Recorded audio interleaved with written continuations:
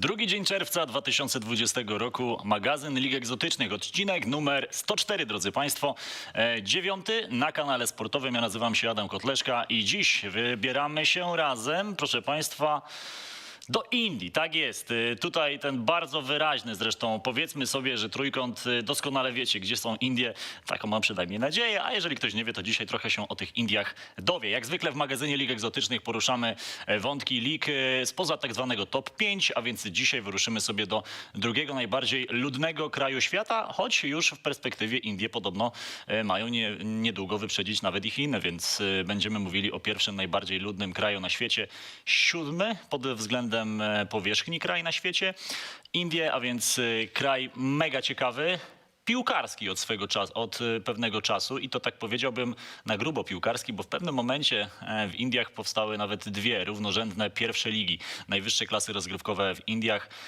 Jak to się kształtowało, jak to wygląda obecnie, jak będzie wyglądać w przyszłości w indyjskiej piłce, będziemy sobie rozmawiać z gośćmi. Dzisiaj moimi gośćmi, proszę Państwa, Tomasz Tchórz, a także Kibo Vikuna, a więc mistrzowie Indii z ekipą Mohun Bagan. To od razu pokażę, co tutaj mam na stole, proszę Państwa. Mohun Bagan to jest klub, który zdobył mistrzostwo właśnie za sprawą polskiej, właściwie mogę powiedzieć, że polskiego duetu szkoleniowców, bo Kibu też ma polski paszport.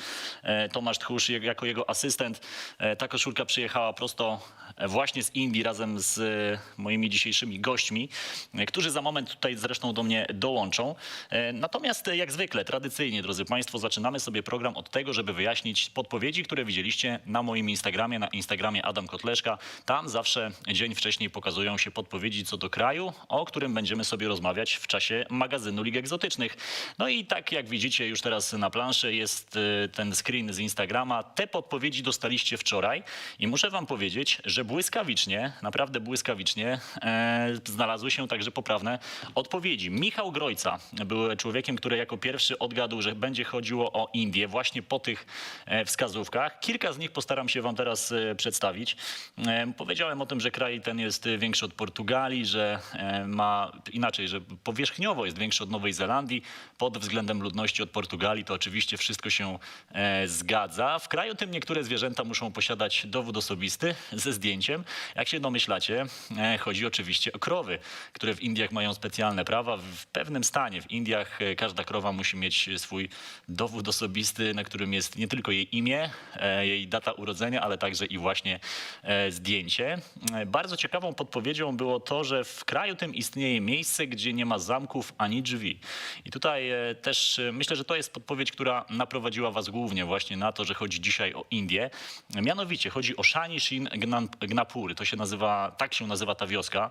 To jest duża mieścina, czy też właściwie wioska, która według legendy, słuchajcie, teraz będzie naprawdę ciekawie, słuchajcie, 300 lat temu była wielka powódź, która wyrzuciła na brzeg taki oto kamień, który widzicie teraz na ekranie. Gdy mieszkańcy dotknęli tego kamienia, rzekomo polała się z tego kamienia krew. Pan Sani, to jest bóg Saturna, który objawił się mieszkańcom tamtej wioski. Objawił się też jego przywódcy tej wioski i zapowiedział, że ta wioska będzie otoczona opieką przez tego Boga, o ile tylko ten kamień będzie w widocznym miejscu właśnie w wiosce postawiony. Mieszkańcy, jak widzicie, zrobili w centralnej części tego miasta, tej mieściny, powiedzmy, specjalne miejsce dla tego kamienia. I wyobraźcie sobie, że od 300 lat ten kamień tam stoi i mieszkańcy zdjęli kompletnie wszystkie drzwi, wyłamali zamki, pozbyli się właściwie zamków. Sklepy są otwarte całą dobę, mieszkania również i nie dochodzi tam do przestępstw. Mieszkańcy wierzą, że jeżeli ktoś dopuściłby się jakiejś kradzieży, oślepłby, dotknęłaby go ślepota i przez 7 lat miałby po prostu nieszczęścia, więc nikt się nie odważył. Były jakieś pojedyncze przypadki 10 lat temu, ale podobno na obrzeżach miasta. Co się z tymi śmiałkami, którzy postanowili złamać ten przykaz, stało, nie do końca wiadomo, więc no, ja bym się też nie odważył. Swoją drogą do tej wioski dziennie przychodzi 40 000 turystów, ale także Hindusów z innych części Indii. Polecam, jeżeli będziecie w Indiach, na pewno ciekawe miejsce. No i tam na pewno poczujecie się bardzo bezpiecznie. To jest podpowiedź, która bardzo mocno was naprowadziła. Tak jak powiedziałem, Michał Grojca, taki użytkownik Instagrama, odgadł jako pierwszy. Zresztą bardzo szybko, błyskawicznie. Bardzo dużo było tych waszych odpowiedzi poprawnych. Kilka z nich postaram się przeczytać. To są brawa oczywiście dla Michała. Natomiast to jest w ogóle chyba rekord, jeżeli chodzi o poprawne odpowiedzi, więc jak widzę, widzowie magazynu Lig Egzotycznych szybko się wyrabiają, jeżeli chodzi o te zagadki. Będę musiał robić coraz trudniejsze. Ale kilka waszych podpowiedzi. Kazachstan, albo nie, Indie, Panama, Meksyk, Tadżykistan, Indie, Chiny, Singapur, Brazylia. Nie, jednak nie Brazylia, bo nie ma tylu sąsiadów. RPA, Indie, RPA, Ekwador. Jednak pomyłka, jednak Indie, nie Ekwador. Także strzelaliście w te właśnie kraje. Jeśli to Indie, to trzeci raz pod rząd zgadłem. Mam nadzieję, że się uda, pisał Hubert. Udało się, Hubercie, duże brawa także dla ciebie. Strzelam, że będzie to Republika Zielonego Przelądka, ale wiem, że nie mam racji. Szanuję za taką pewność siebie, drogi Karolu. No i tych ciekawszych odpowiedzi było także całe mnóstwo.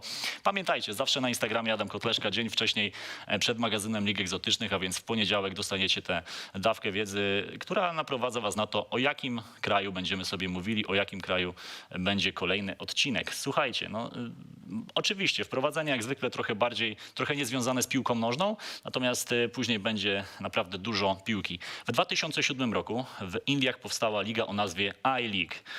Liga, która miała dać nowy początek piłce nożnej w Indiach. Bardzo ludny kraj, bardzo duży kraj, natomiast kraj bez większych sukcesów piłkarskich.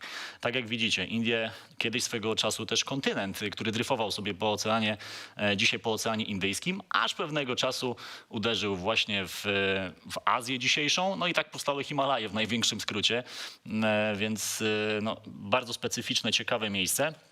I-League wyruszyła w 2007 z 11 drużynami.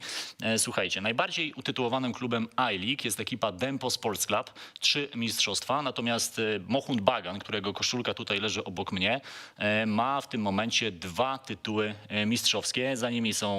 Razem z nimi są takie ekipy jak Churchill Brothers, to jest też bardzo ciekawa nazwa swoją drogą dla klubu piłkarskiego, ale też ma 2 mistrzostwa Indii właśnie w I-League. Łącznie przez 13 lat istnienia tej ligi grały w niej 32 drużyny. I-League była ligą, która miała spadki i awanse. Bo podkreślam to, bo liga, która powstała trochę później, bodaj 7 dokładnie lat później, już tych spadków i awansów nie miała. Na pewno słyszeliście o tak zwanej Indian Super League.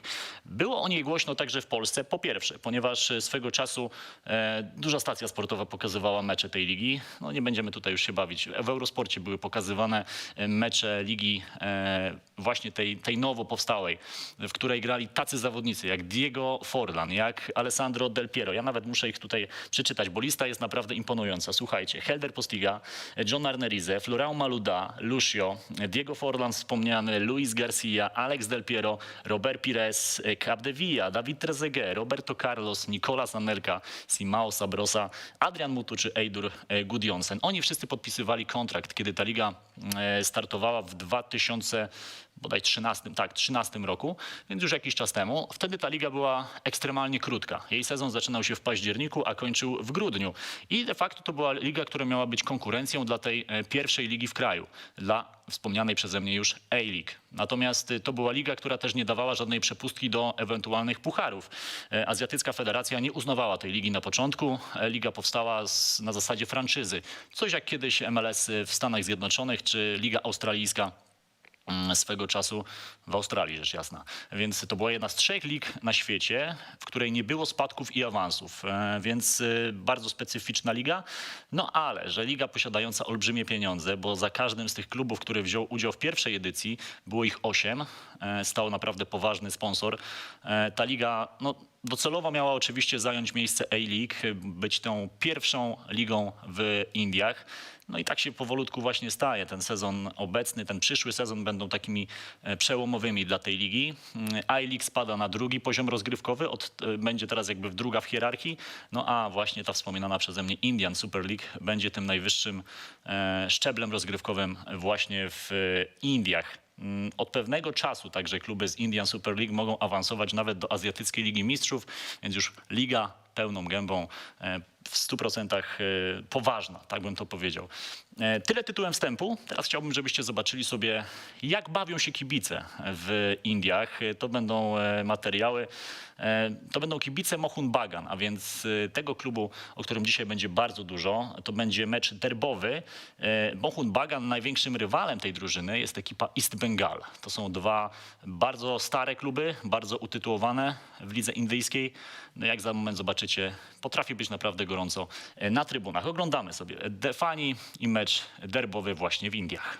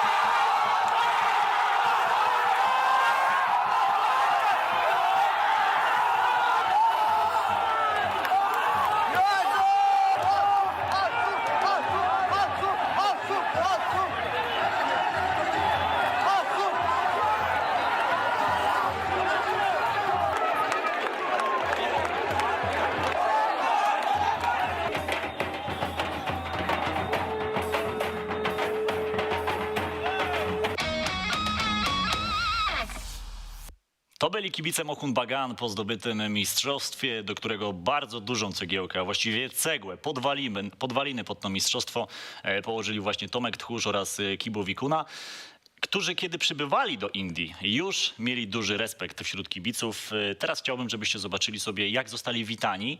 Swoją drogą, no trochę nieznani przecież jeszcze w Indiach szkoleniowcy. Jeden z Polski, drugi z Hiszpanii.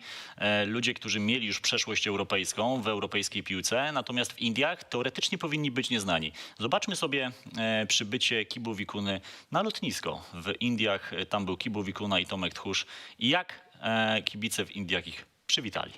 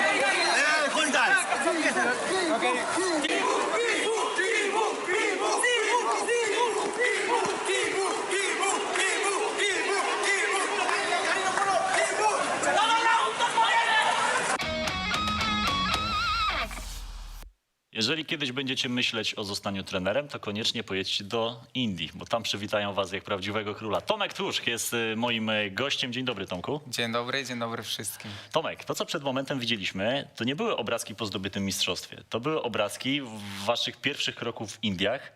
Zastanawiam się, jak do tego doszło, że w Indiach witali was, jakbyście byli Jose Mourinho i nie wiem, i jego asystentem, wiesz. Prawdziwa histeria na lotnisku. Ty sam powiedziałeś mi przed wejściem na antenę, że ty myślałeś, że to jest ustawka, to co się tam wydarzyło, a to nie była ustawka. Tak. Na początku myślałem, że to jest wszystko zorganizowane przez klub. Też Hindusi mają taką tradycję, że oni chcą pokazać się z jak najlepszej strony, żeby był właśnie taki przepych. To jest też kraj, który bardzo lubi skrajne sytuacje, skrajne wydarzenia, albo dramaty, albo właśnie jakieś wielkie euforie. Okej. I na początku tak to naprawdę wyglądało. Natomiast odpowiadając na twoje pytanie, wiesz, tam Mohun Bagan jest traktowany jak, oni mówią, że to jest ich matka. Przechodzi ta fascynacja klubem i pasja z pokolenia na pokolenie. Dlatego też no, dla nich tak naprawdę nie było ważne, kto przyjeżdża i skąd, tylko to byli ludzie, mówię tutaj o nas, którzy będą się zajmować ich matką. Okej. Jakkolwiek to brzmi. Także, Odpowiedzialna rola w każdym razie. Tak. Dlatego dla nich byliśmy no, kimś w rodzaju wielkiego autorytetu jeszcze przed Poznaniem. No, witali was jak celebrytów, co najmniej. Jeszcze pokażemy jedno wideo, kiedy będziecie wchodzili bodaj na boiska treningowe, chyba pierwszy trening jaki się odbędzie. Kojarzysz, jak będą rzucali takie kwiatki dokładnie. z góry? Tak. To też zaraz państwu pokażemy. W ogóle powiedz mi, Tomek, jak doszło do tego, że dostaliście ofertę z Indii i czy w pierwszym momencie, jak zobaczyłeś, gdzie masz ewentualnie pracować, to też sobie pomyślałeś, kolejna ustawka, ktoś mi robił balona. To znaczy, to była taka sytuacja, że kiedy pracowaliśmy jeszcze w Wiśle Płock, pojechaliśmy na obóz na Cypr. I tam rywalizowaliśmy z 3 ciekawymi zespołami. Jeden z nich to był chiński Henan. Też graliśmy, zdaje się, z Ludogorcem, także takie dość mocne zespoły. I z tego co wiem, z tego co przedstawiał mi trener Kibu, na tych meczach był jeden z agentów piłkarskich.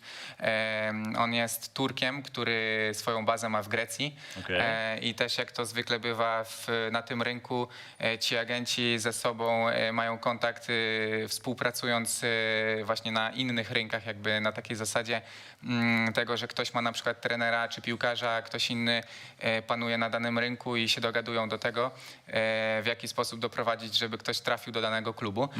I z tego, co opowiadał mi właśnie Kibu, ten agent bardzo był pod wrażeniem tego, w jaki sposób my gramy i zaczął śledzić losy trenera Kibu. Okej. I co ciekawe jest, że Kibu dostał kontakt od niego dzień, 2 po tym, jak nas zwolnili. Także on w ogóle naprawdę musiał go śledzić, bo wiedział, kiedy z klubu odszedł. Był na bieżąco. Tak, dokładnie. I wtedy właśnie zaczęły się jakieś pierwsze rozmowy odnośnie rynków, na które chciałby on Kibu polecić. Były też zapytania z Europy, natomiast najbardziej konkretny był właśnie Mohun Bagan. Dokładnie. No i ja bardzo byłem podekscytowany tą możliwością. Kibu nie zdradzał się, czy jest zaintrygowany, zainteresowany, czy przerażony. Natomiast no jakby też zależało mu na tym, żeby jak najszybciej podjąć pracę i jednak udowodnić, że jesteśmy wartościowym sztabem, ludźmi. Także się zdecydowaliśmy na to i fajnie, że tak wyszło, bo super doświadczenie. A jakie były jeszcze inne propozycje z jakiejś egzotyczne kierunki? Bo mówisz, że była też Europa, a jakieś spoza Europy kraje także się odzywały? Tak, to znaczy z tego co ja wiem, jeszcze być może Kibu bardziej wyjaśni, ale mówiło się też o Kuwejcie, nawet Stany gdzieś tam wchodziły w grę. A nie wiesz, czy MLS, czy jakaś inna liga w Stanach? Nie wiem tego, to musiałby... Zaraz Kibu tutaj będziemy maglować. Tak, dokładnie, Kibu na pewno o tym opowie. Z Europy wiem, że był temat w Chorwacji. Okej. I dlaczego akurat Indie w takim razie? Zdecydowaliście, że Indie to będzie najlepszy kierunek? To znaczy ja myślę, że to, bo to jakby ja zawsze idę za trenerem, a trener ma ten głos decyzyjny i myślę, że po prostu chodziło o to, że to był klub najbardziej konkretny. Też oferta była bardzo dobra. Tam w grę wchodziło w ogóle przygotowanie tego klubu do ligi. To był cały taki projekt, którym miał się zająć trener. Trener był odpowiedzialny za to, jakich zawodników ściągnąć, do jakiego sposobu gry. Czy mieliście nawet jakiegoś hiszpańskiego zawodnika? Tak. Chyba jego koszulkę mamy, nie? Tak, dokładnie tak. Dobra. To jest Beitia. Według mnie najbardziej wartościowy piłkarz tej ligi, poza Diawarą, który może statystycznie, bo tam bardzo dużo bramek strzelił dla nas. Natomiast jakościowo piłkarsko to na pewno Czekaj, Beitia. pokażemy, że to nie tylko puste słowa. Aha, właśnie, Beitia. To jest wymysł, właściwie wynalazek Kibu, ten zawodnik, czy wy jakoś go śledziliście na potrzeby Mohun Bagan? No nie wiem, kojarzył go Kibu już wcześniej? To znaczy Kibu jest takim trenerem, który ma bardzo dobre kontakty właśnie z agentami. I to jest chłopak, który był wychowankiem, jest wychowankiem, zdaje się, Athletic Bilbao, a później później jeszcze jako młodzieżowiec przeszedł do Sociedad i tam aż dotarł do drugiej drużyny, trenował z pierwszą, ale kontuzja mu pokrzyżowała plany. No a Kibu jest też z kraju Basków, także tam wiem, że też ocenę swoją dawał Echari. Okej. Także myślę, że to po prostu jakieś tam wspólne znajomości trenera zaprocentowały tym transferem. I to był piłkarz, który występował w tamtym czasie na drugim, trzecim poziomie rozgrywkowym w Hiszpanii. Także no, dobry poziom prezentował, a też chciał zmienić otoczenie. Także... Wiesz, do polskiej ligi często trafiają Hiszpanie z drugiej, trzeciej ligi, właśnie tam w swojej ojczyźnie. Nie wiem, Dani Quintana przychodzi mi pierwszy na myśl, który robił furorę choćby w Jagiellonii i faktycznie tutaj przewyższali mocno tę ligę. Jak on zaprezentował się na poziomie ligi indyjskiej, to była przepaść, kosmos totalny, czy niekoniecznie? To znaczy tak, tylko on jest takim zawodnikiem, że też uważam, że trzeba trochę bardziej rozumieć grę, żeby go docenić. To nie jest taki zawodnik, który właśnie dla kibiców, którzy lubią dryblerów czy jakieś sztuczki techniczne, żeby on był taką gwiazdą, ale jego docenili tam bardzo. I to jest zawodnik, który po prostu potrafi się znaleźć w odpowiednim momencie, w odpowiednim czasie i w danej sytuacji, którą ma, dobrze ją rozwiązać. Dlatego no, został, no jest takim też bożyszczem tam. Poza tym blondyn, także tam w ogóle Wyróżniał tak, się na pewno. tak. Ja myślę, że i ty miałeś tam trochę przebojów, bo ty też raczej się wyróżniasz z karnacją choćby spośród lokalsów. Tak. Tutaj co prawda ja nigdy nie miałem jakichś problemów w Polsce, natomiast wiem, że rudowłosi w Polsce często są jakieś tam żarty. Ja akurat tego nigdy nie doświadczyłem, ale mogłem się poczuć w Indiach właśnie całkowicie odwrotnie pod tym kątem, bo tam byłem kimś, w kogo nie wierzono, trzeba było dotknąć, że to jest w ogóle człowiek. Także tak, jeżeli ktoś ma jasną karnację, to polecam, żeby zakotwiczył w Indiach, na pewno będzie miał ciekawe życie. Zobaczmy sobie, jak witali was na treningu, dobra? Bo to Jasne. jest świetne wideo, które też państwu uzmysłowi, jak bardzo wierzono od razu cały czas w tę misję Kibu Wikuna, Tomek Tchórz. To będzie powitanie Kibu i właśnie Tomka na ich pierwszym treningu. Oglądamy.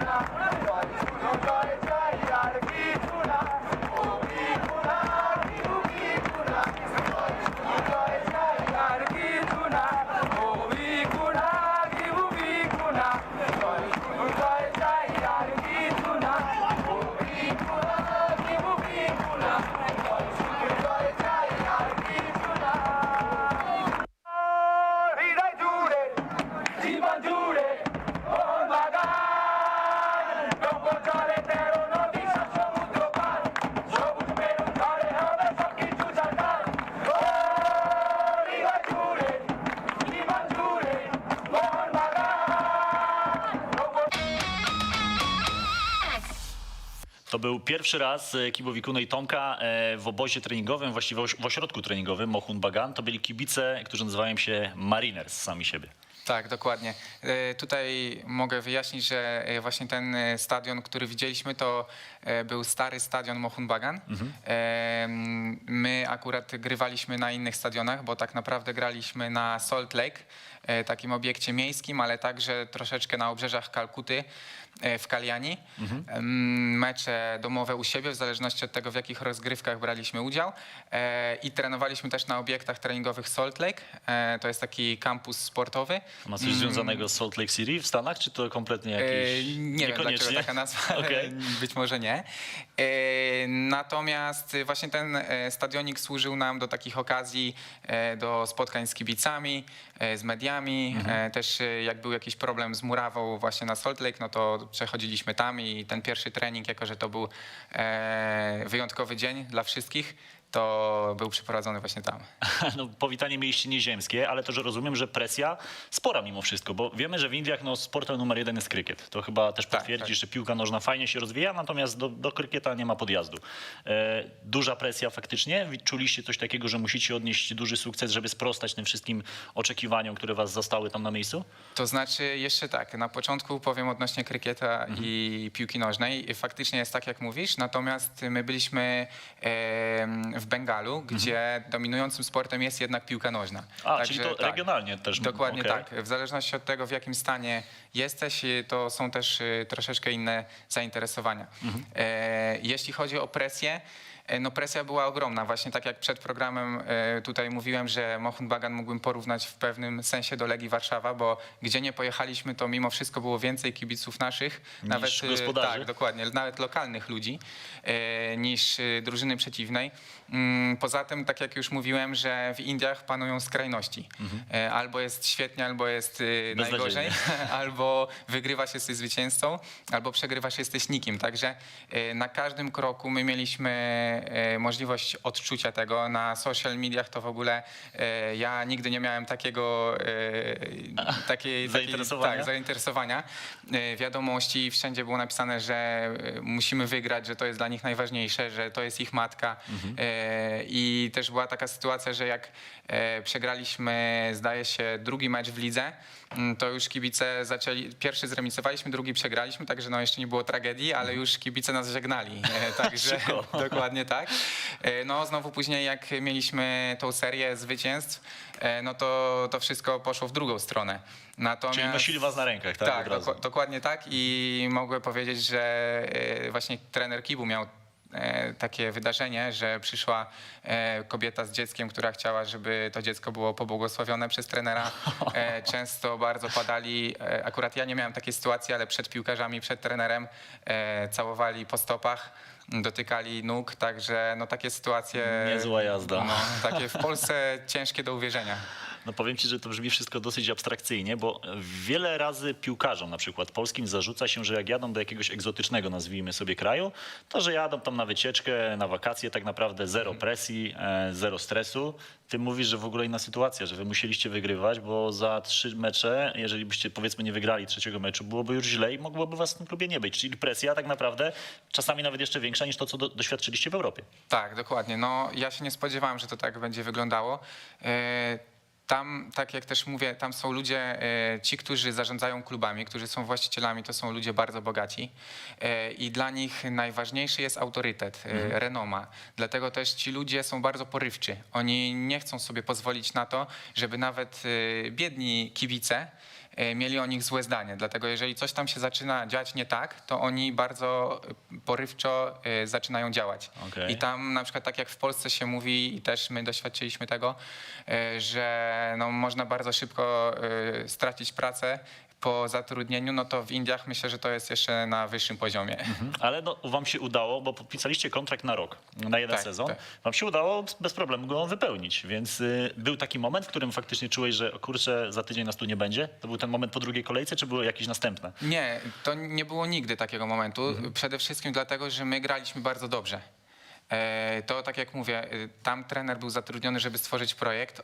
My wprowadziliśmy konkretną kulturę pracy, sposób gry, dobraliśmy do tego zawodników, trenowaliśmy przez długi okres czasu w taki sposób i naprawdę graliśmy bardzo dobrze. I co jest ciekawe, w tym meczu, który przegraliśmy 4-2, to my mieliśmy mnóstwo sytuacji, posiadanie piłki chyba na poziomie 70%, a bramki traciliśmy tak jak po strzale z dystansu i bramkarz wpuścił sobie, chciał łapać piłkę i wrzucił do bramki. Okay. Dlatego z punktu widzenia piłkarskiego my wiedzieliśmy, że to idzie w dobrym kierunku.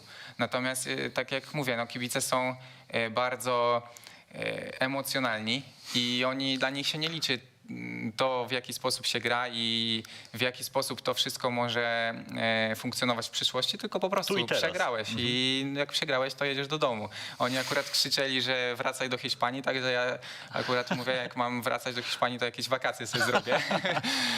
Jakoś tak przyjmowali, że jestem Hiszpanem w ogóle, nie wiem dlaczego, bo chyba dlatego, że właśnie w tym środowisku. Pewnie tak. Natomiast no, było trochę zabawnie, a czasami też takie sytuacje groźne. Nie? Były takie właśnie jakieś jakieś mieliście sytuację jakąś groźną, że nie wiem, ktoś wam groził albo zaczepiał was, że jak nie wygracie następnego meczu, to będzie kiepsko?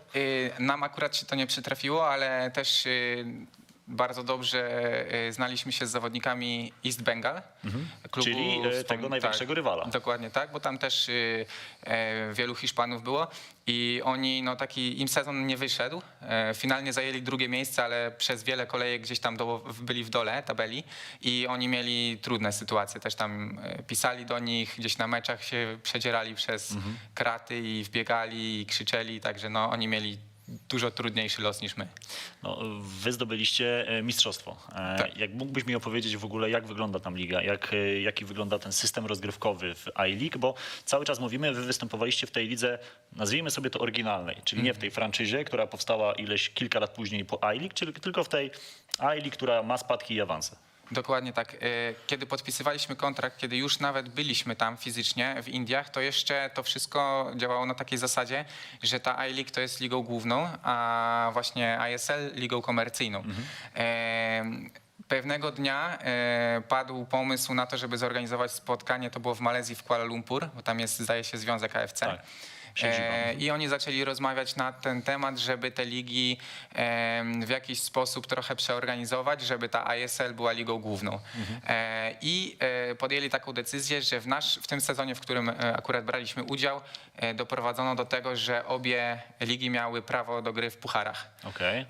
Także no, działało to na takiej zasadzie lig równoległych, natomiast był to sezon przejściowy do tego, żeby już w przyszłym sezonie teraz, który ten się zacznie, żeby to wszystko funkcjonowało tak, że ISL jest ligą główną, a iLeague będzie ligą no, na drugim poziomie rozgrywkowym.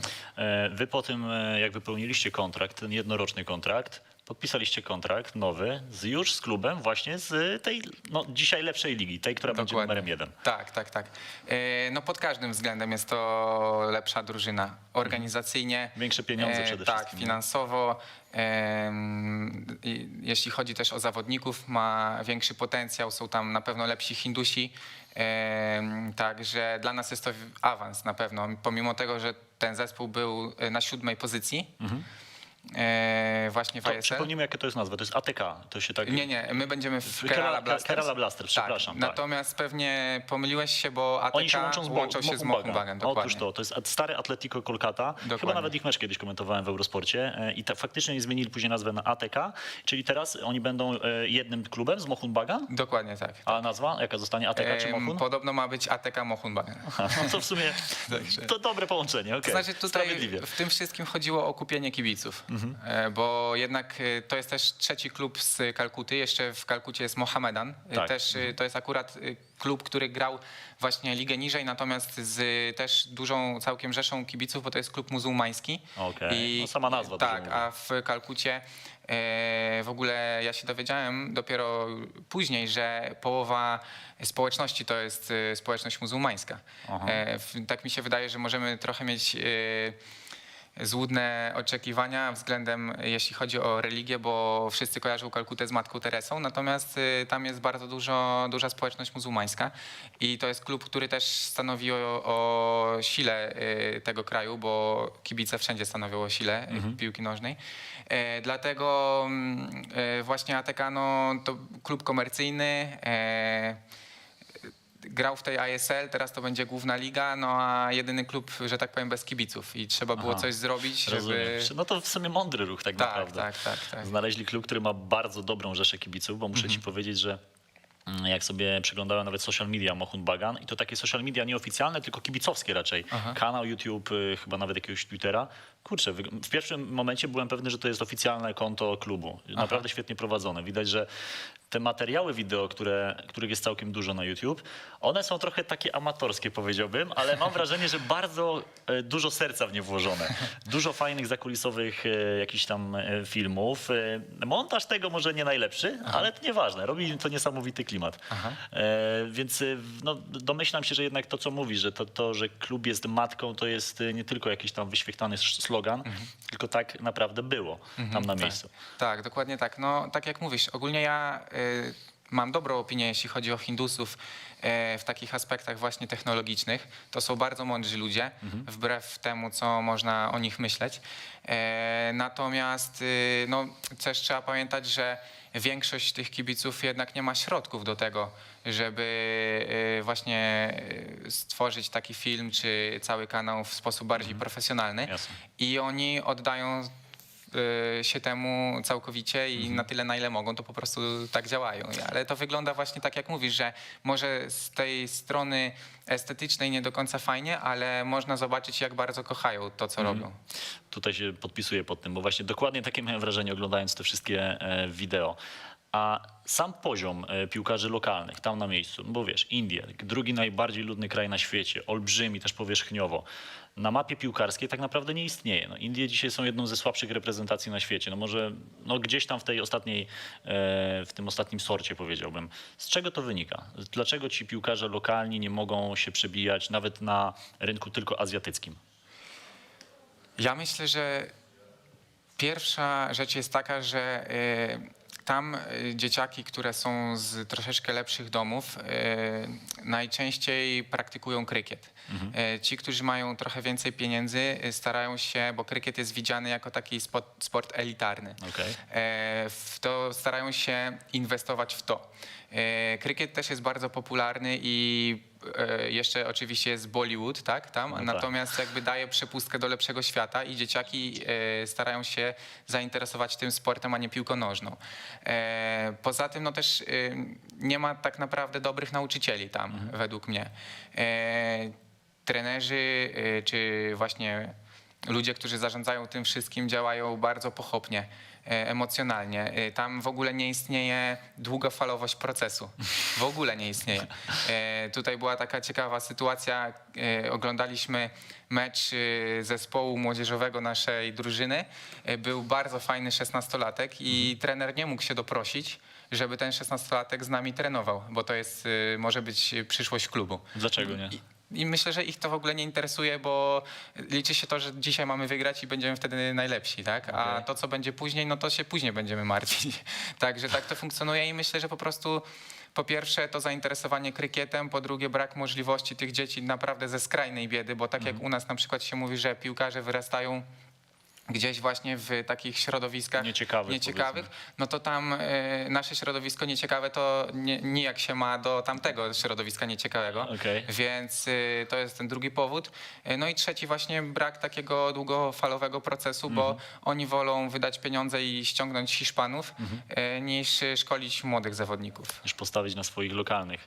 A te warunki fizyczne Hindusów, takiego wiesz, stereotypowego Hindusa, bo no mamy takie wyobrażenie, niski, chudy zazwyczaj, Tak. szybki, dobry technicznie, ale no nie wiem, w lidze bardziej siłowej przepadnie. To też ma znaczenie? Tak. No Hindusi są bardzo mikrzy, tak? I jest jeden tylko region, który można powiedzieć, że to są mężczyźni tacy o widocznej tężyźnie fizycznej i najczęściej oni właśnie stanowią o sile wojska. Aha, To jest tam te regiony Kaszmiru, Czyli północ, Punjab, czyli tak. te takie nieciekawe, bo cały czas do tego regionu Chińczycy roszczą sobie prawa. Czy Chiny, Pakistan? Dokładnie. I z jednej strony Chiny, z drugiej Pakistan, bo też walczą o ten Kaszmir. Także no, warunki fizyczne na pewno też im nie pomagają. Natomiast no, na przykład na południu Indii potrafią grać w piłkę, pomimo tych, nazwijmy to, przeszkód fizycznych. Tam bardziej się idzie w tą stronę techniczno-taktyczną i to są ciekawe zespoły. No i też jest fakt taki, że po prostu wszyscy bardziej uzdolnieni idą do ASL, bo tam są większe pieniądze. Tego byłoby ciężko przeskoczyć. Za moment Kibo Wikuna u nas, proszę Państwa. Natomiast zanim połączymy się z Kibu, ja chciałbym, żebyśmy zobaczyli jeden materiał wideo. Taka flaga, która została wymalowana Aha, z podobizną Kibu, na mnie zrobiło to przeogromne wrażenie. Krążyło także po polskich social media, więc może Państwo już to widzieliście. Jeżeli nie, to teraz zobaczycie, a za moment już sam bohater główny tego właśnie malowidła przepięknego. Oglądamy.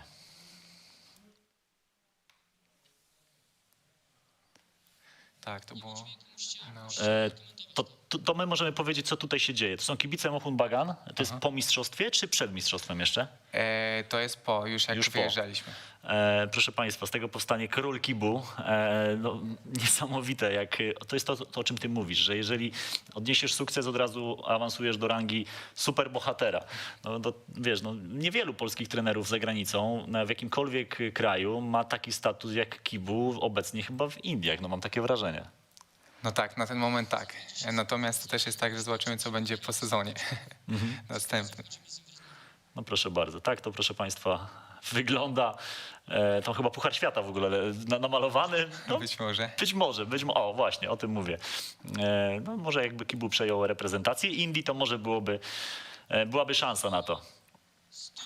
Proszę Państwa, jest już z nami bohater tego właśnie, co przed momentem pokazaliśmy. Mistrz Indii z Mohun Bagan, Kibu Wikuna. Dzień dobry, Kibu. Dzień dobry. Dzień dobry. Ja nie jestem bohater, ja tylko jestem trener, bo bohaterem jest cała drużyna. Cały staw, Tomek też oczywiście. Tomek zrobił kawał robota i to jest tylko, jest jak mówiliście, nie? Słuchaliśmy cały program i tak jest. Kiedy wygrasz jesteś najlepszy, kiedy przegrasz jesteś najgorszy, nie? Ale taka jest piłka, taka jest życie. Ale Kibu, w tym momencie jesteś najlepszy, więc jesteś traktowany tam jak bohater. No, to co pokazują to wszystkie te właśnie choćby malowidła, jakie robili kibice w twoją stronę. Ja już tutaj z Tomkiem trochę rozmawiałem o tym, jak Hindusi podchodzą do piłki nożnej. Pytałem go, czy on miał jakieś niebezpieczne sytuacje z tym związane. Ty miałeś kiedykolwiek coś takiego, że kibice ci, nie wiem, grozili albo dostawałeś jakieś takie, wiesz, ostrzeżenia, że jak nie wygrasz następnego meczu, to będzie krucho? Nie, oczywiście jak mówił Tomek, oni są bardzo emocjonalni ludzi, nie wiem, duża pasja i tylko chodzi o wynik, nie? Na przykład kiedy przegraliśmy z Churchill Brothers drugi mecz, to było taki, bardzo dobrze graliśmy, jeden najlepszy meczu. Chyba mieliśmy 27 cały na bramkę.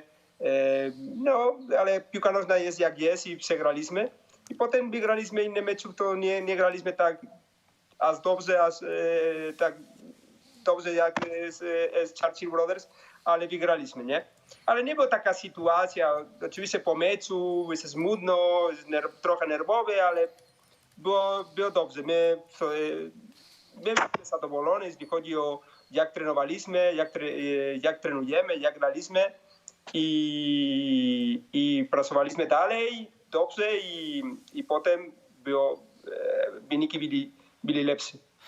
Kibu, ja już z Tomkiem zacząłem rozmawiać trochę o waszych początkach w Indiach i chciałem cię dopytać, z jakich innych kierunków dostałeś ofertę, zanim zdecydowałeś się na Indię? Słyszałem, że była też oferta między innymi ze Stanów Zjednoczonych. No, taka oferta mieliśmy z Chorwacji, też rozmawialiśmy z dyrektorem sportowym, jedna drużyna, pierwsza liga, też z Litwa, mieliśmy jedna najlepsza drużyna z Litwą. I też był taki z Kuwait, też był taki rozmowy, nie była oferta konkretna, ale były rozmowy i z USA też, nie? Ale też to samo, nie było konkretne, było w Litwą, Chorwacja i Indii też, nie? I my rozmawialiśmy i dla mnie taki krok to dla mnie było bardzo ciekawe trenować w Azji.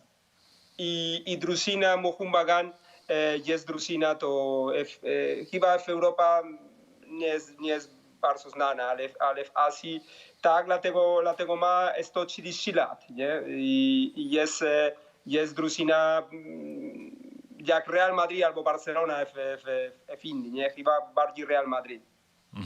A byłeś mocno zaskoczony tym powitaniem na lotnisku, kiedy jeszcze nie wygraliście ani jednego meczu, a kibice już witali was kwiatami? Tak. To było szok, nie? Oni mówili, no zobaczysz, kiedy będziecie tam, ludzi, cały czas z wami i tak dalej, ale ja nie myślałem taki, dla nas było szok od początku. Ja pamiętam, rozmawialiśmy w samochodzie, no dobrze jest, dobre, ale ale zobaczyć, kiedy będziemy przegrać w meczu, jak będzie, zobaczymy, nie? No tak, zazwyczaj takie skrajne zachowania działają w obie strony, więc jeżeli cię noszą na rękach, jak jeszcze meczu nie wygrałeś, to jak przegrasz, może być różnie. Kibu, a jak byś ocenił w ogóle ten poziom ligi w Indiach? Pracowałeś już w kilku krajach, masz pewne odniesienie. Jak byś to dzisiaj porównał, nawet choćby do polskiej ligi? Jeśli chodzi o organizacja rozgrywek liga jest bardzo fajna, nie? I też jest bardzo ciekawe, dlatego że organizacja jest dobra i możesz trenować inne miejsca. Na przykład my graliśmy w Kaszmir na -1 i 2 tygodnie później graliśmy w Coimbatore przeciwko Chennai City, było 27, chyba 28, nie? To jest bardzo ciekawe i nie jest łatwo, jest trudno. Też na przykład, kiedy grasz na wjeździe i grasz piątek, nie latać z czwartek, nie? Chyba, ja pamiętam, kiedy graliśmy z Kaszmir, graliśmy 5 stycznia i podróż samolot był 2. Czy nie źle pamiętam i wróciliśmy 6. Trenujesz tam i tak dalej.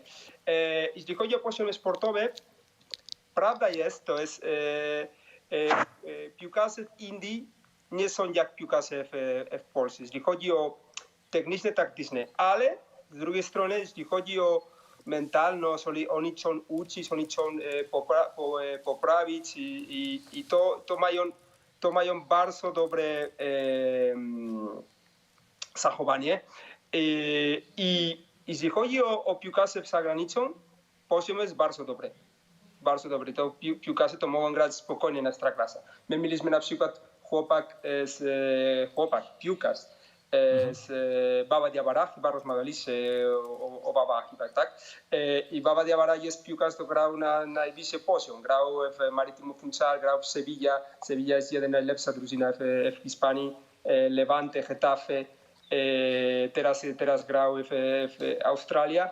I ja pamiętam, kiedy byliśmy w Legia Warszawa z Janek Urban, ja byłem drugi trener, byliśmy na obserwacji 3 razy w Funchal, oglądaliśmy Maritimo, chcieliśmy Baba Diawara, ale było za drogi dla Legii na przykład, nie?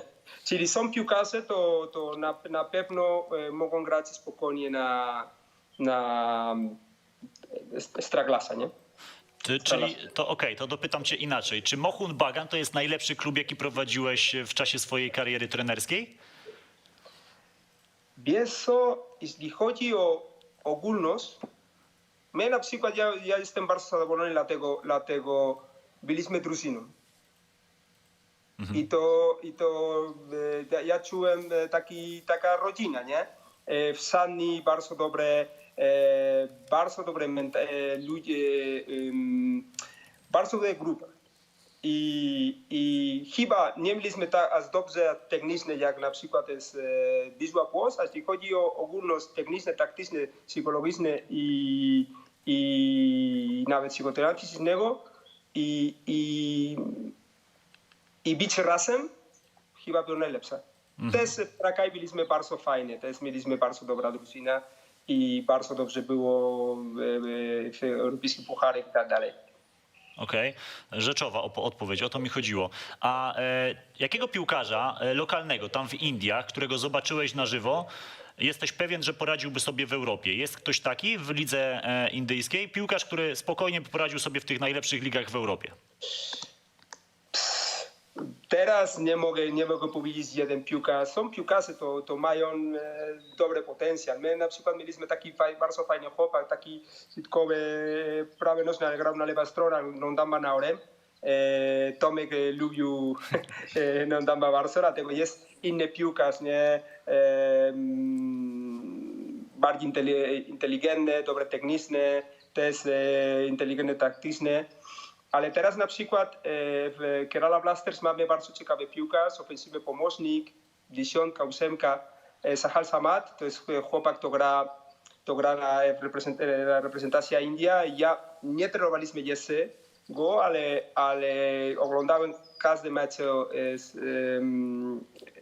Kerala Blasters ostatni sezonu i naprawdę jest inny piłkarz. To kreatywny, dużo wizja, dużo widzi, podanie prostopadła, ostatnia podania.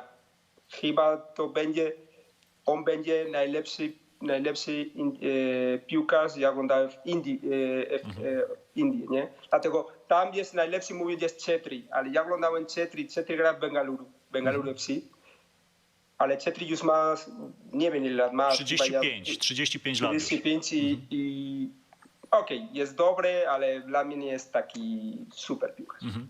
Tomek, zgadzasz się z Jest, tym? możemy mówić, jest duża różnica między obcokrajowców i piłkarzy, i lokalny piłkarz. Jasne. Tomek, zgadzasz się z tym, co Kibo mówi? Tak, ze wszystkim. Nie tylko dlatego, że trener tutaj jest moim szefem, ale Nie masz wyjścia troszkę. w trudnej sytuacji mnie postawiłeś, natomiast zgadza się, tak.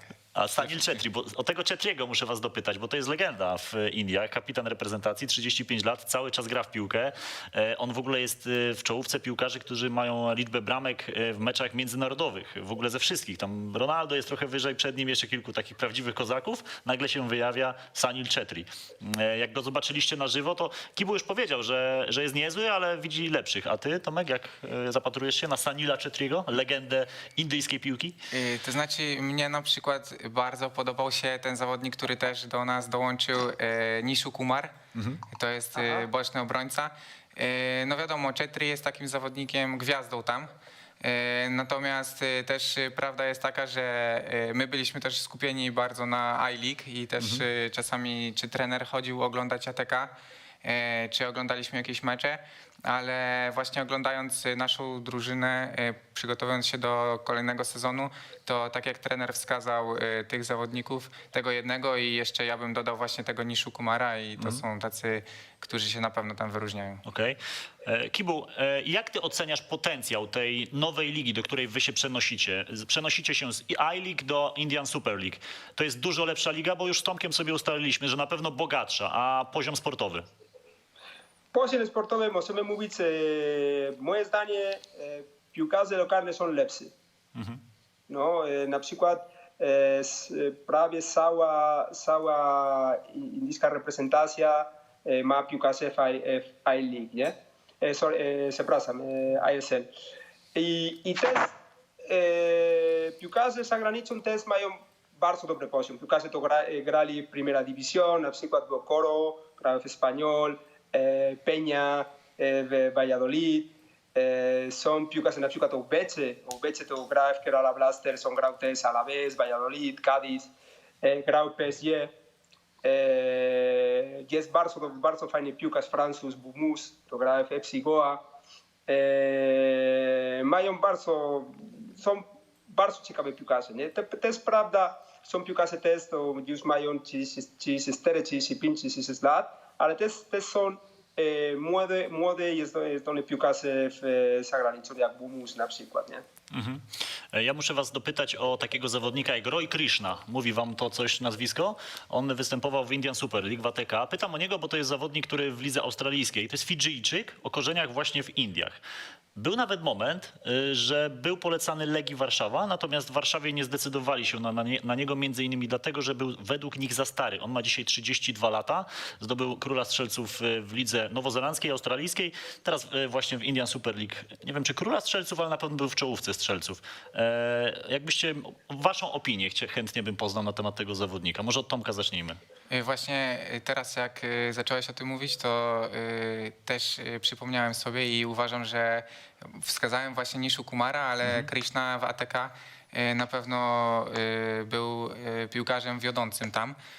No jeden na pewno z najlepszych w lidze i też ATK ma taki bonus, że może grać jeden zawodnik z Azji poza właśnie reprezentantem Indii i no, ten zawodnik stanowi o bardzo dużej wartości dla tego klubu. Zdaje się, że jest tam kapitanem nawet w ATK, jeśli się nie mylę. Chyba tak. Także tak. Kibu, a Roy Krishna, tobie to nazwisko też coś mówi. Chyba jest, masz rację, chyba jest najlepszy piłkarz w ligi. Nie? To jest bardzo szybki. Dla mnie ten chłopak ma poziom do gry na dobra drużyna w Europie. Bardzo szybki, bramkostrzelny, robi różnicę. Oni mają, ATK ma nie tylko Roy Krishna, ma też Williams w Australii. Tak jest, David Williams. Napastników i są bardzo dobrzy napastnicy. Oni naprawdę robili różnicę. I też, jak Tomek mówił, nie? Teraz następny rok będzie 6 obcokrajowców plus jeden piłkarz w Azji i oni mają nawet 3 w Azji, nie? Dlatego mają też stoper w Australii, Williams i Krishna. Czyli Roy Krishna spokojnie w polskiej lidze twoim zdaniem by sobie poradził? Moje zdanie tak. Tak. Okay. Tak, dla mnie to ma poziom, mówiłem, że ma 32 lata, ale są piłkarze de 32 lata, to mają jeszcze 2, 3 albo 4 bardzo dobre sezony. Nie? Zobacz, Aduris grał i miał 39. I grał, da się grać po 30. Bilbao, no. Kibu, a było coś takiego, co cię denerwowało w Indiach, w tamtejszym stylu bycia? Nie wiem, to jak ludzie, wiesz, no, reagują na pewne rzeczy. Było coś takiego, co cię może nie mocno wkurzało, ale tak troszeczkę jednak denerwowało? Tak, na początku ja nie rozumiałem, kiedy na przykład robisz pytania, jutro potrzebujemy trenować, chcemy trenować o 17 na przykład, nie? I oni nie mówili nie, ale nie mówili tak, ale w końcu było nie. Okej. Ja to nie rozumiem, ja jestem bardzo prosty, nie? I czy nie możemy, ale mów, nie? Aha. Ale tak, oni nie mówią nie. Do trenerów nie mogą mówić nie. I na początku było trudno, ale potem już wiedzieliśmy. Czy nie mówią, czy na przykład wysyłasz WhatsAppa i chcemy trenować o 17 i jest cisza, To wiesz, że nie.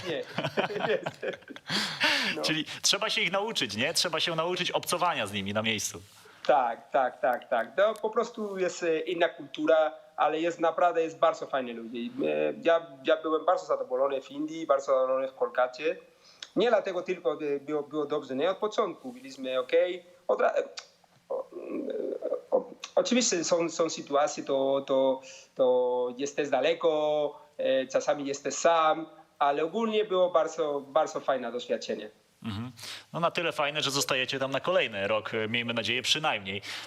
A nie było szansy, żeby zostać w Mohun Bagan, bo my już tutaj sobie rozmawialiśmy z Tomkiem, że połączył się Mohun Bagan z ATK, więc też będzie jeszcze silniejszy. Wy jednak zdecydowaliście się przenieść do Kerala Blasters. Dlaczego tak wyszło, a nie, że zostajecie w Mohun Bagan?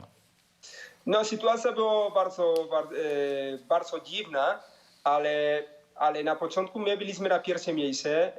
Pamiętam, na TK byli na drugim miejscu, ale był playoff.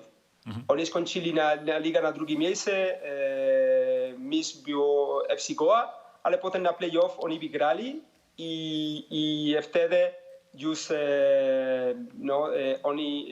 trener zostaje, trener też ma jest jeden rok kontrakt, jest Hispan też, Antonio Lopez i ATK wygrał Superliga, my wygraliśmy I-League. Też sytuacja była, ATK kupiła 80% akcji Mohun Bagan, czyli oni decydują, nie? I oni decydowali zostać z trener i 90% drużyna będzie ATK plus 1-2 chłopaki z Mohun Bagan, nie? Okej. A jakie cele teraz na ten najbliższy sezon w takim razie? No mistrzostwo w I-League, to co, teraz celujecie w mistrzostwo Indian Super League? No, będzie naprawdę bardzo trudno, nie? Cel jest, dlatego ostatni chyba oni 6 lat grali dwa razy finał.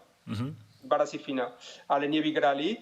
I ostatni 2 lata temu skończyli na 9. miejsce, tamtego sezonu 7. miejsce, czyli było bardzo dobre skończyć na playoff. No?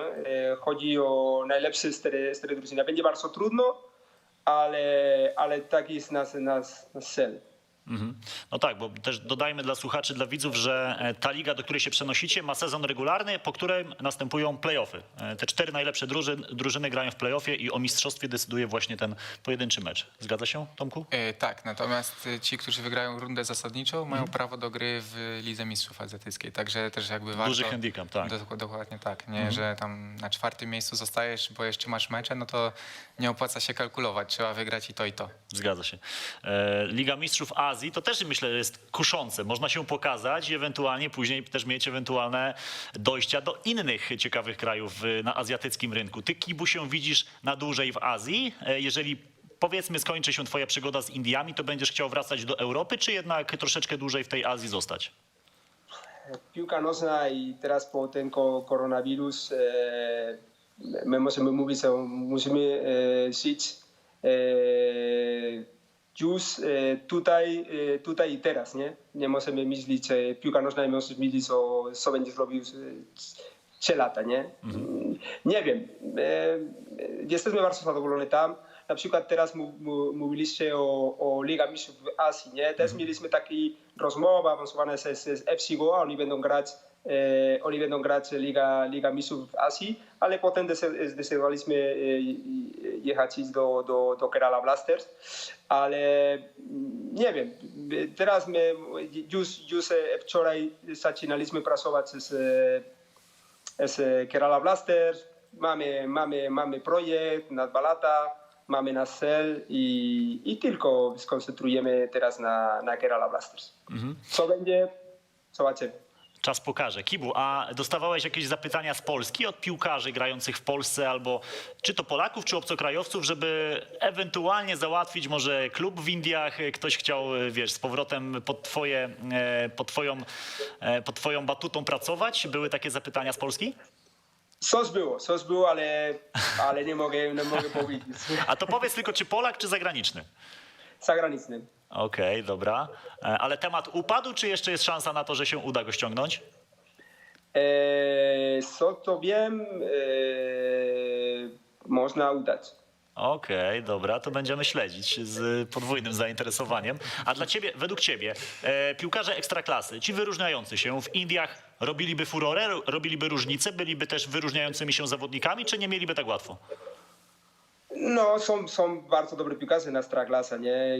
Ale wiesz co, chodzi o to, jest ludzi, na przykład słyszałem, rozmawialiście o Joshua Beitia na przykład, nie?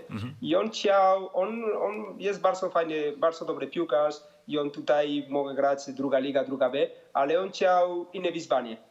I teraz w Indii jest bardzo znany, jest bardzo fajny piłkarz.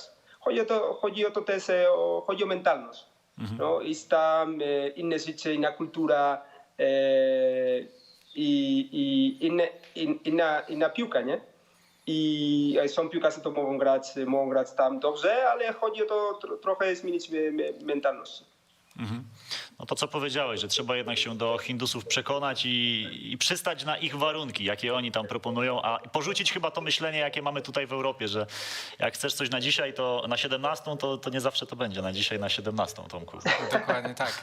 I nawet nie tyle, że czy będzie, czy nie, tylko pierwszy etap to jest, żeby zrozumieć to, żeby zrozumieć odpowiedź. Okay. Bo tak jak my rozmawiamy, to zawsze ja mówię, że komunikujemy się za pomocą słów. Natomiast oni się komunikują oczywiście za pomocą słów, natomiast ten najbardziej wartościowy przekaz jest pomiędzy słowami albo za pomocą mowy ciała na przykład. Gesty? Okay. Tak. Dlatego pierwsze trzeba ich zrozumieć, a dopiero potem dalsze plany snuć. I to nie jest łatwe, naprawdę. A macie taką jedną postać, która na was największe wrażenie zrobiła tam w Indiach? Ktoś, nie wiem, jakiś pracownik klubu, prezes, jakimś swoim takim, wiecie, podejściem do życia, może wam coś ułatwił? Pierwsza osoba, jaka przychodzi wam na myśl, Kibu. Dla mnie ten driver, Mahmoud. Aha. To kierowca, to mieliśmy codziennie. Super, chyba najlepszy człowiek ja poznałem w Indii. O, super, okay. Nawet kiedy byłem, ja pamiętam, kiedy byłem raz chory, on przygotował obiad dla mnie w moje mieszkanie, cały czas jest no, jest fajny, no bardzo fajny no, jest człowiek i bardzo mądry. Bardzo mądry. Ja pamiętam, że rozmawialiśmy dużo na przykład o religia i o kultura. I ja pamiętam, pierwsze jedno powiedział, ser, czy wygracie mistrzostwo w Indii? Ser może robić socze w Kolkacie. Pamiętasz Tomek? To powiedział dla nas, nie? Pamiętasz? No i No, to mam prawda, no. tak myślę, że prawda, nie? Tak, ale my nie widzieliśmy, nie? Nie Tak, widzieliśmy tam, na początku było takie, okej, zobaczymy, nie?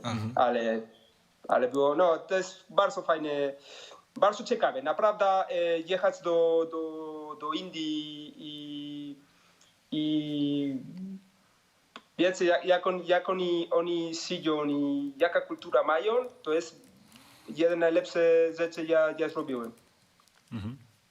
Bardzo podoba mi się, dlatego są rzeczy, to mówisz, mają rację, albo zmienić twoje zdanie. Okej. Tomek, a tobie ktoś przychodzi taki jeszcze do głowy? W moim przypadku to myślę, że wskazałbym tych wszystkich ludzi, którzy pomagali nam organizować trening, którzy właśnie, czy to nie wiem, robili sprzątanie, pranie, czy pomagali nam ze sprzętem piłkarskim. Był taki człowiek, który nazywa się Manik.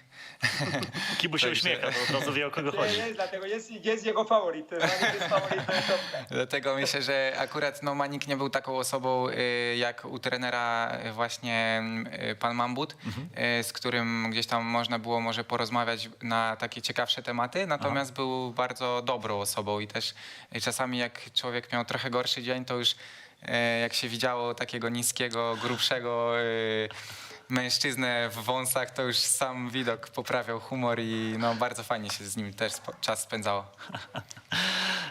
Kibu, już tak powolutku zmierzamy do końca. Jeszcze chciałem cię na koniec zapytać, a organizacyjnie tam zakwaterowanie na miejscu w Indiach, wszystko jest top? To jest taki level, do którego jesteś przyzwyczajony w Europie? Czy musiałeś jednak się troszeczkę, wiesz, dobijać o swoje, żeby dostać, nie wiem, lepsze mieszkanie, w lepszym położeniu i tak dalej? A mówisz sportowe albo na przykład w domu, mieszkanie i tak dalej? Tak, o mieszkania mi chodzi właśnie o takie rzeczy właśnie, wiesz, zakwaterowanie na miejscu. Tak.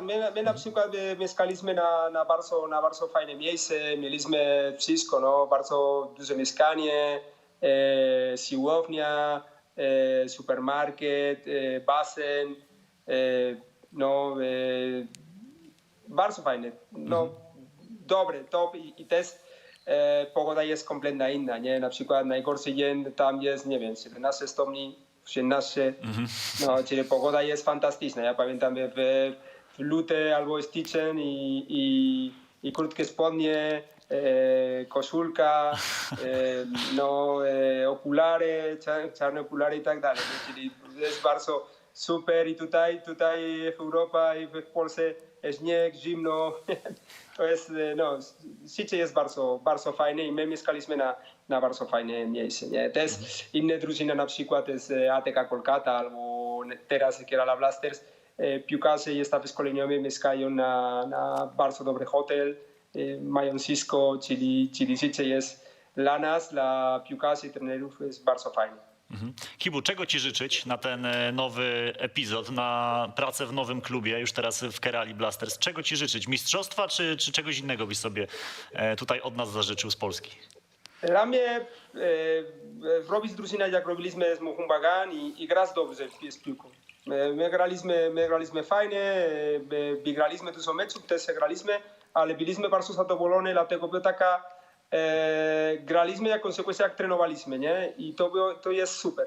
I też mieliśmy bardzo dobra grupa, bardzo dobra drużyna i wszystko było dobrze. I czy jest taka dobra atmosfera i gramy dobrze, oczywiście będziemy mieć, moje zdanie, będziemy mieć dobre wyników, ale pierwsze grać dobrze i zrobić dobra drużyna. A do Polski wybierasz się w odwiedziny może jeszcze, zanim wrócisz do Indii? Tak. Ja chcę jechać to Polska nie wiem kiedy, dlatego teraz nie jest możliwe, No tak. ale Kasia jest tam i czekam na kiedy będzie możliwe jechać, latać do Warszawy. To bardzo chętnie będę cię wtedy tutaj gościł jeszcze osobiście. Jeżeli będziesz miał czas, to sobie pogadamy jeszcze dłużej w takim razie, okej? Tak się umawiamy. Dziękuję bardzo, tak jest. Bardzo dziękuję, Kibu. Chętnie. Kibu Wikuna, mistrz Indii z Mohun Bagan był moim i państwa gościem. Dziękujemy, Kibu, pozdrawiamy. Pozdrawiam, dziękuję bardzo. Cześć Tomek. Ciao. Cześć. Kibu Wikuna jak zwykle uśmiechnięty. Polski język cały czas jest szlifowany, jak słychać, więc nie ma z tym problemu. Proszę Państwa, powolutku ten odcinek dobiega końca, ale wcale nie dobiega końca nasza opowieść o Indiach. Za moment na kanale Adam Kotleszka. Dalsza część rozmowy mojej z Tomkiem. Będziecie mogli zadawać swoje pytania. Wiem, że ich macie bardzo dużo. Już tutaj czat przejrzałem, więc te pytania będziecie zaraz mogli zadać na kanale Adam Kotleszka. Link będzie przypięty do komentarza. Na czacie też zaraz go zresztą wrzucę. W tym momencie nawet postaram się go wrzucić, albo poproszę kogoś z adminów, żeby wrzucił. W każdym razie YouTube Adam Kotleszka. Tam o 15:30 startuje dalsza część tego programu. Magazyn Lig Egzotycznych Ekstra. Z Tomkiem Tchórzem porozmawiamy sobie. Tych anegdot trochę masz jeszcze, co? Coś tam na pewno się znajdzie. A to daj jedną taką, żeby zajawić. Coś takiego ciekawego, żeby z nami zostali widzowie. Żeby widzowie, No. Ciężko teraz tak mi... Wiem, że się wrzuciłem na wspomnieć. głęboką wodę. No to znaczy ja zawsze mam z tyłu głowy te wszystkie sytuacje, właśnie w których nie mogłem się z nimi dogadać i w których było, tak jak na przykład przygotowywałem treningi, przygotowywałem wszystkie konspekty, wszystko było gotowe i pytałem się, czy na pewno ten sprzęt będzie. Oni odpowiadali, że zrobią wszystko, co w ich mocy. Jakby no jeżeli zrobią wszystko, co w ich mocy, to zakładałem, że będzie i później rano przyjeżdżałem i na przykład nie było bramek. Nie było bramek tak, na kiedyś trening? też się zdarzyła taka sytuacja, że co prawda później się odnalazły te piłki, ale jakby nie było też na początku piłek i trener pyta, gdzie są piłki. Oni mówi, że o piłkach nie wspomnieliśmy, jak prosiliśmy o sprzęt. Także no takie Musisz różne... być bardziej precyzyjny jednym słowem. Tak. Także wszystkie te sytuacje były bardzo ciekawe, wynikające z niemożliwości porozumienia się i zrozumienia tego, co oni chcą przekazać. Zaraz będę pytał Tomka, czego jeszcze na treningu nie było. Przenosimy się na kanał Adam Kotleszka. Ja się tak nazywam, Tomek Tchórz, moim gościem na kanale sportowym. Dziękuję bardzo dziękuję, bardzo, Tomku. dziękuję. Pamiętajcie, Instagram Adam Kotleszka, YouTube Adam Kotleszka. Dajcie tam follow, dajcie tam suba, będziecie na bieżąco. Za moment widzimy się w dalszej części tego programu. Jeżeli jeszcze nie daliście subskrypcji kanałowi sportowemu, w co nie wierzę, to zróbcie to teraz. Łapki w górę też są pożądane. Do zobaczenia za tydzień o godzinie 14. Magazyn Lig Egzotycznych jak co wtorek. Trzymajcie się.